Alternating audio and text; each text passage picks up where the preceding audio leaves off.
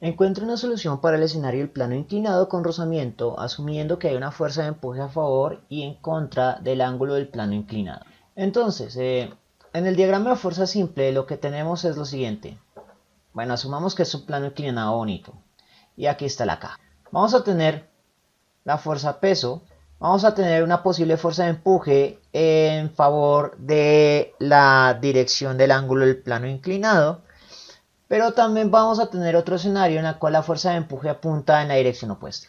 Entonces vamos a concentrarnos primero en el escenario donde el empuje apunta a favor de la componente de la fuerza peso. O sea que la fuerza peso y la de empuje van a sumarse de alguna manera. Vamos a tener una normal, y esta la voy a llamar fuerza de empuje.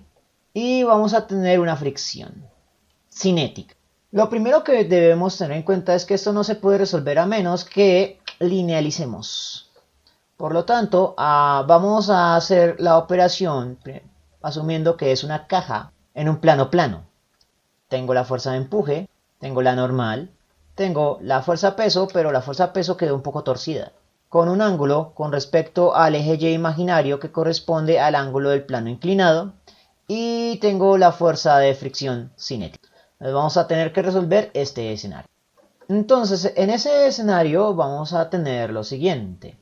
Vamos a tener una fuerza peso. Fg es igual a masa por aceleración gravitacional. Sencillo. Y es un valor absoluto. Lo siguiente es la suma de fuerzas en X.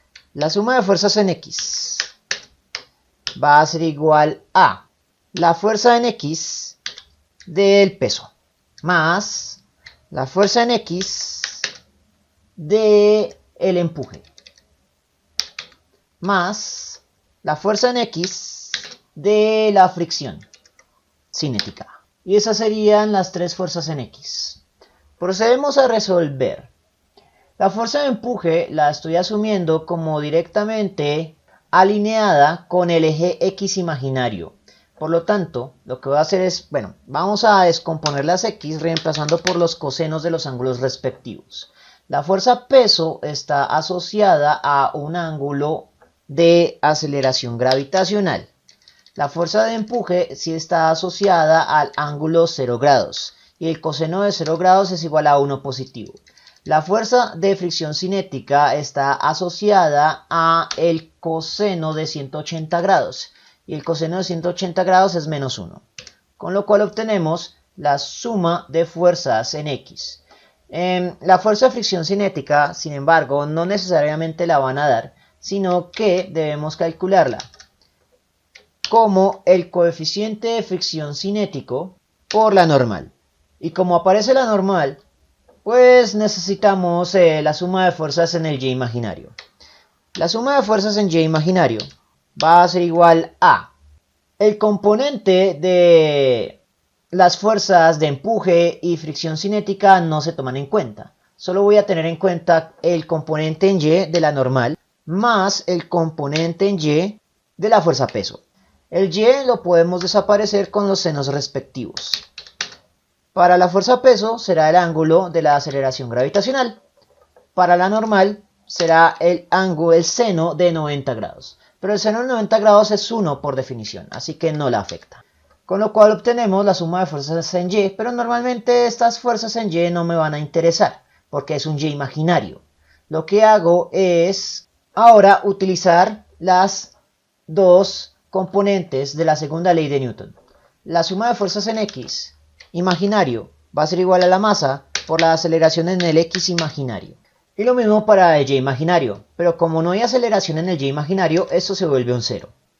Por lo tanto, la suma de fuerzas en Y imaginario es igual a 0. Eso implica que esto de acá es igual a 0, lo que implica a su vez que la normal va a ser igual a el negativo de la fuerza peso por el seno del ángulo de la aceleración gravitacional. Así que puedo reemplazar en la fuerza de fricción cinética por este término. Y a su vez, pues no es necesario hacer el reemplazo acá, por una razón. Muchas veces los ejercicios nos van a pedir una solución algorítmica, en la cual les debemos soluciones escaladas de la fuerza fricción, la suma de fuerzas en X y la aceleración en X. En este caso pues es bastante sencillo porque el enunciado nos dará la masa, eso será la suma de fuerzas en X y por lo tanto es posible colocar la aceleración en X. Pero recuerde que aquí nos podemos devolver en el asunto de que no es una aceleración en X, sino una aceleración como tal porque debemos devolvernos a inclinar el plano imaginario. Pero antes de eso debemos corregir los ángulos, porque el ángulo de la aceleración gravitacional es diferente al ángulo del plano inclinado. Y la relación es la siguiente. El ángulo de la aceleración gravitacional va a ser igual a 270 grados más el ángulo del plano inclinado. Eso trae consecuencias a las identidades trigonométricas. Los cosenos se convierten en senos, pero ya no del ángulo de la aceleración gravitacional, sino del plano inclinado, mientras que los senos se convierten en negativos del coseno, pero nuevamente, esta vez del ángulo del plano inclinado. Con lo cual ya podemos dar la fuerza-peso, la fuerza de fricción cinética, la suma de fuerzas en X y pues si despejamos la aceleración en X acá, la aceleración. Ahora sí, volvemos a recuperar la inclinación del ángulo quitando las X de todos los vectores que tengamos acá. Con lo cual obtenemos un algoritmo para solucionar este tipo de enunciados. Sin embargo, en otras ocasiones vamos a tener que calcular la aceleración a secas y por lo tanto es conveniente poder hacer el cálculo rápidamente. Ahora, ¿qué pasaría si pretendemos calcular la aceleración directamente sin hacer los pasos intermedios? Pues sí, es simplemente combinar las fórmulas.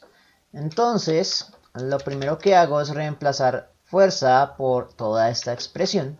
Luego, reemplazo la fuerza de fricción cinética por esta expresión. Reorganizo la suma de fracciones. Extraigo este término para expresarlo como un fraccionario en una suma de fracciones, pero el denominador tiene que ser la masa total. Reemplazo fuerza-peso por lo que vale masa por aceleración gravitacional. Masa que multiplica y divide, porque esto sería un factor común y se cancelaría con la masa que divide. Y la aceleración gravitacional saldría como factor común.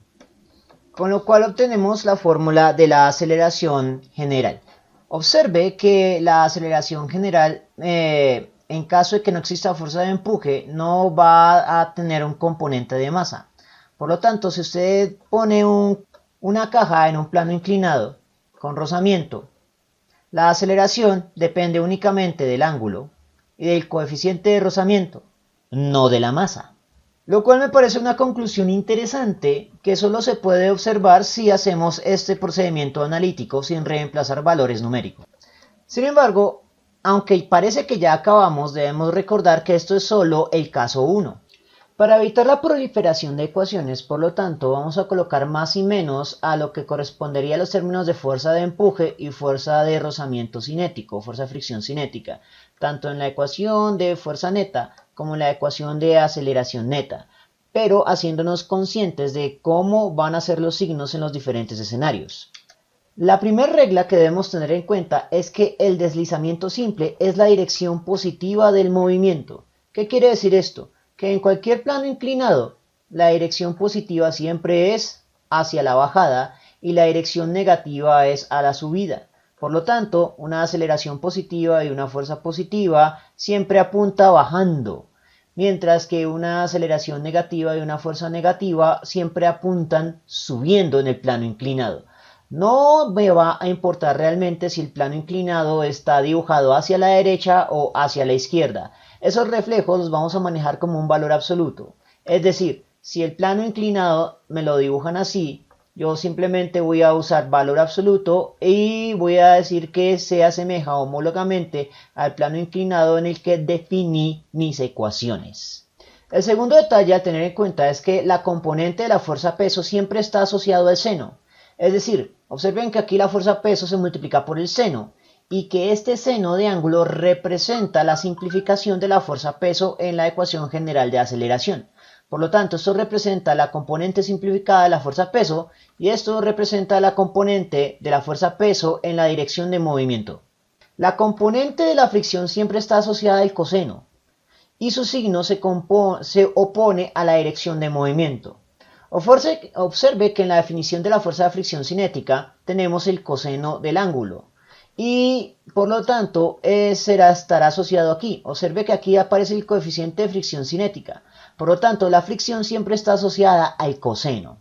Y el signo de ese término, ya sea en su forma simplificada o en la suma de fuerzas netas, siempre será opuesto a la dirección del movimiento. Si el enunciado nos dice que cae, es decir, la dirección positiva, entonces la fricción se reemplaza como negativa y viceversa. Si nos dicen que el objeto se está elevando en el plano inclinado, entonces la fricción va a apuntar de manera positiva, en oposición al movimiento. Finalmente, el signo de la fuerza de empuje será positivo si acelera el deslizamiento hacia la caída, que es lo que venimos discutiendo ya en esta fase de conclusiones. La fuerza de empuje, que será este término de acá o este término de acá, serán positivos si el empuje empuja hacia la caída, es decir, hacia la dirección que definimos arbitrariamente como positiva.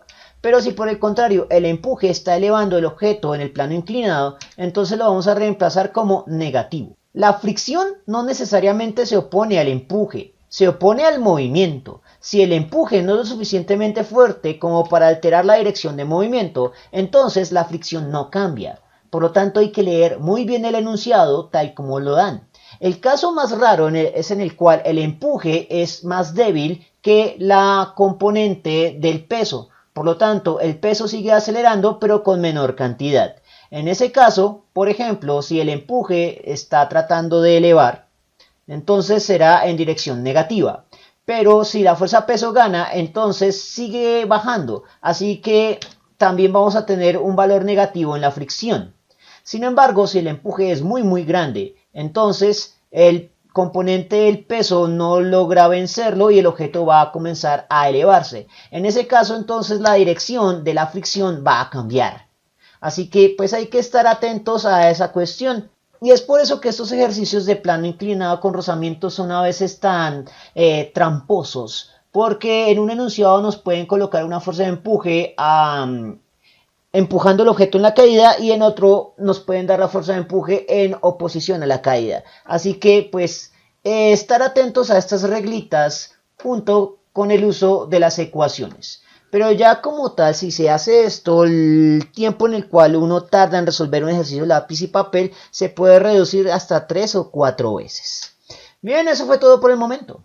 En la descripción del video voy a dejar enlaces a más ejercicios de leyes de Newton. Si les gustó el video, no olviden suscribirse, darle like y especialmente compartirlo. Eso mantiene vivo a este canal y nos vemos en una próxima oportunidad.